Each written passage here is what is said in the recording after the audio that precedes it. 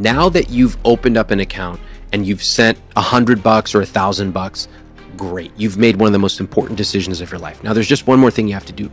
Set up an automatic transfer so that every single month you have a certain amount of money going in. Now, if you don't know how much money, use my conscious spending plan guideline. What did I say? 5 to 10% of take home is a good guideline. All right. You should be able to do 5%. Trust me. Now, you're not trying to send it in. I don't try to brush my teeth in the morning. It's a habit. Investing is even easier than brushing your teeth because you set it up automatically. The investment fund will automatically draw from your checking account, and it will pull in $100, $500, $1,000, whatever your number is.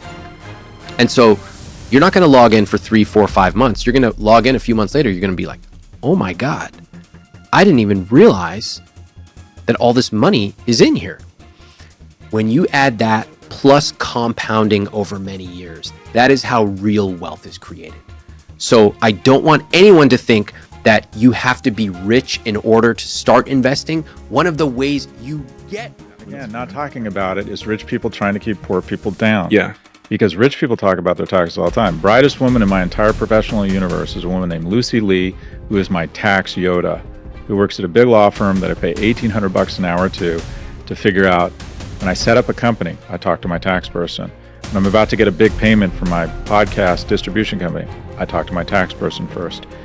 It is everything, but the key when you're young is to become an owner, not an earner. You're an earner.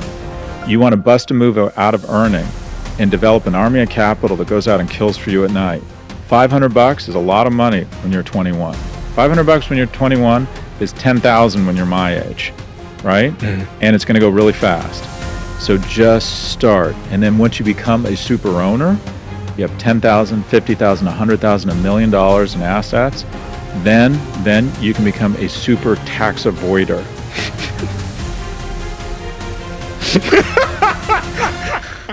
Whatever, like a $7,000 account when they're born, and they can't remove money from that account, and it's tax exempt, and it compounds, and it gets invested in like an index fund. By the time you're 65, it's $1 million. By the way, that would cost $20 billion a year to do that. Just take the number of babies times whatever, $7,000 or $8,000. It's like a nothing thing, but I think would start to give everyone in this country a piece of the success of the country. So I think we need these sort of savings accounts, and we can't wait until people start creating an IRA or 401k by the time they're 25 or 30 or 35. You want to start when they're a baby, just because the laws of compounding. That extra 25 years is very, very material.